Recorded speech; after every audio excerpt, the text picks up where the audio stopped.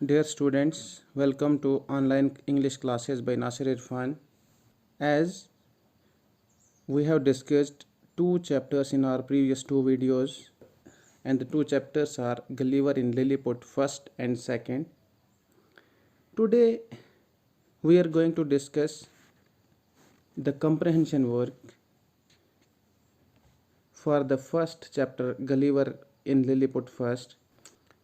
This has been a demand throughout the comment section in my previous videos कि मैं थोड़ा सा questions को डिस्कस करूं, how to answer the questions, and today I am going to give you some tricks जो आपको help करेंगे questions के आंसर किस तरह से देने हैं।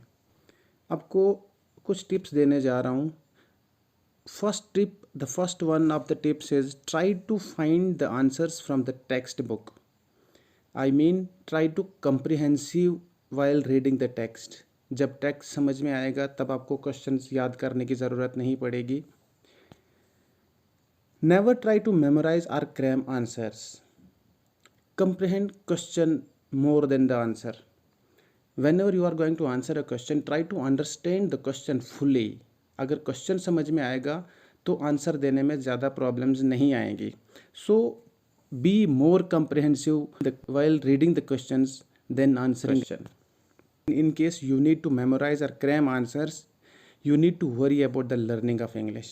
You need to work hard on this subject. You need to worry that your English as a subject is weak and you need more attention.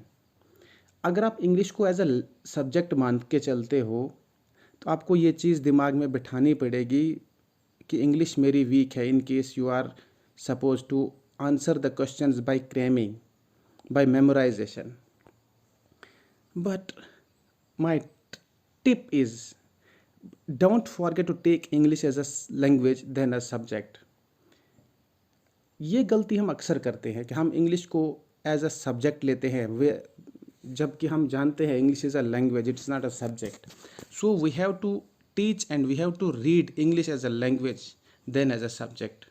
As moving forward, we are going towards the question section, and the first question of the textbook is, why did Rel Russell visit Gulliver? If you have read the text, if you have comprehended the text purposefully, you will find the answer of this question in the first paragraph of the text, where it clearly says Rel Russell visited Gulliver to have a private conversation with him, to discuss with him some important problems of the state. Rel Russell Gulliver के पास इसलिए गया था कि उसको उसके साथ कुछ important बातचीत करनी थी, उसको अपनी स्टेट्स की जो प्रॉब्लम्स थी उनको डिस्कस करना था. That is why he visited Gulliver. ये बड़ा सिंपल सा आंसर है. क्यों विजिट किया? He wanted to have a private conversation with him, so he visited Gulliver. Second question says, how did Gulliver receive Reldresal? This is also found in the second paragraph of our textbook. Receive Rel Russell with honor. He offered him to lie down so that he could conveniently speak to him. Gulliver ने इज्जत के साथ, अदब के साथ, honour के साथ receive किया रेल रसेल को, ताकि वो उसके साथ बात कर सके, आराम से बैठ के कन्वीनियंटली बात कर सके. The third question is, what were the two political parties in Lilliput? What was their difference? Simple सा क्वेश्चन है. What were the two political parties? What को हटा दो, what की जगह दोनों पार्टीज के नाम लिख लो. High heels and low heels. High heels and low heels were the two political parties in Lilliput. What was their difference? The only difference there was the high heels were high heels only, whereas the low heels were low heels only. They were differentiated as per the high and low heels of their shoes.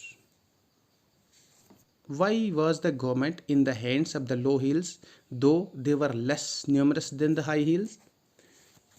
ऐसा क्यों माना जा रहा था कि government in the hands of low heels थी, though they were less numerous than the high heels? आपने chapter के पहले पेज के एंड पे ही ये पढ़ा होगा. Although high heels were more numerous than the low heels, His Majesty the Emperor was in favor of low heels and himself wore low heels only. अरे जिसकी तरफ बादशाह होगा, जिसकी तरफ हुक्मरान होगा, उसी की तरफ तो सारी पावर होगी, उसी के फेवर में सब होंगे, उसी के हाथ में सारी पावर होगी. So the emperor the king his majesty was in favour of low heels, so we can say the government was in the hands of low heels. They have emperor in their favour. So the number is meaningless here. We can answer this question. The government was in the hands of the low heels, though they were less numerous than the high heels, because the emperor was in their favor. The emperor was in the favor of low heels. That's it.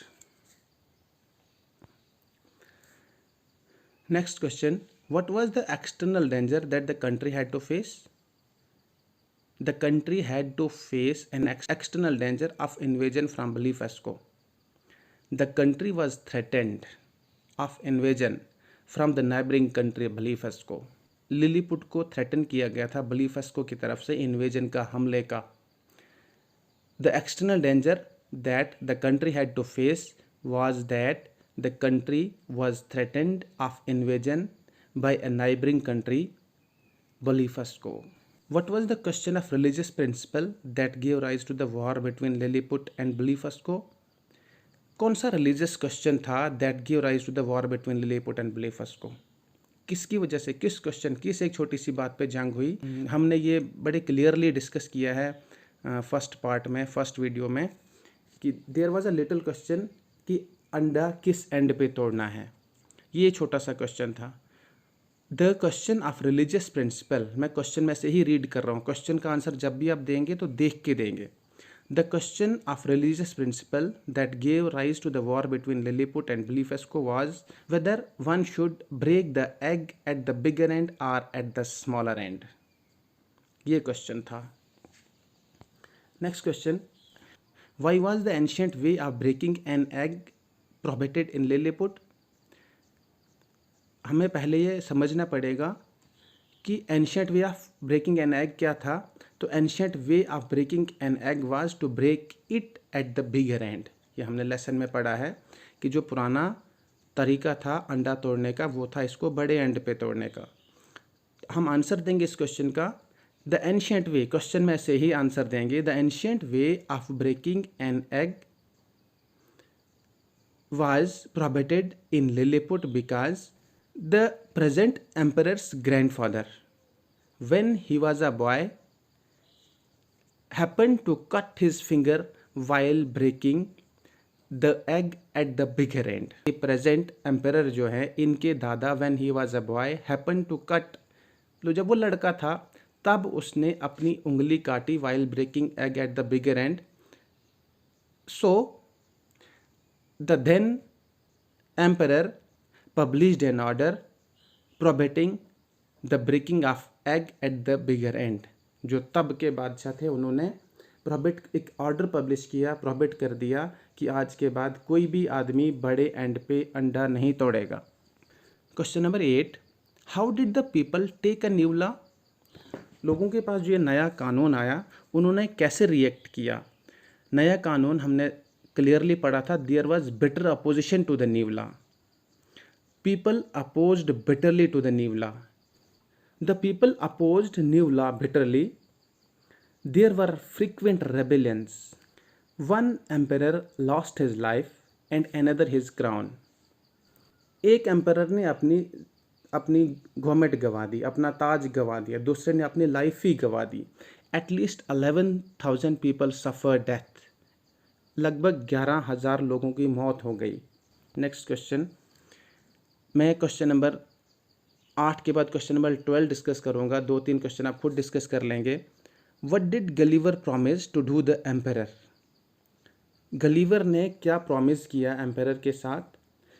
Gulliver promised to the emperor that he is his loyal soldier. उसने कहा था कि वो उसका एक loyal soldier है and he is ready to defend his honour and the honour of the country in case there is an invasion. उसने promise किया था कि वो रेडी है कंट्री को, लिलीपुट को डिफेंड करने के लिए और बादशाह की इज़्ज़त को डिफेंड करने के लिए only if there is an invasion. उसने ये भी कहा था as a foreigner he had no right to interfere in the internal affairs of the party and the country. जो इंटरनल अफेयर्स थे, जिसे हम बोल सकते हैं, जो उनका अंडा तोड़ने वाला क्वेश्चन था या हाई हील्स और लो हील्स वाला क्वेश्चन था, उसने उन पे बात करने से मना किया और कोई भी इंटरफेयर करने से मना किया। लाइकवाइज द एम्परर ऑफ ब्लीफेस्ट को, अगर एम्परर ऑफ ब्लीफेस्ट को भी इंटरफेयर नहीं करता तो मे बी इतनी सारी डेथ्स नहीं होती वहाँ पे कंट्री में। सो Gulliver promised, Gulliver responded being a responsible person that he is unwilling to interfere in the internal affairs of the country, but he is ready to defend the honor of the country and the honor of the king in case there is an external invasion, अगर कोई बाहर से हमला होता है। For the next video, subscribe the channel, press the bell icon so that you can get the notification for that video. Thank you so much.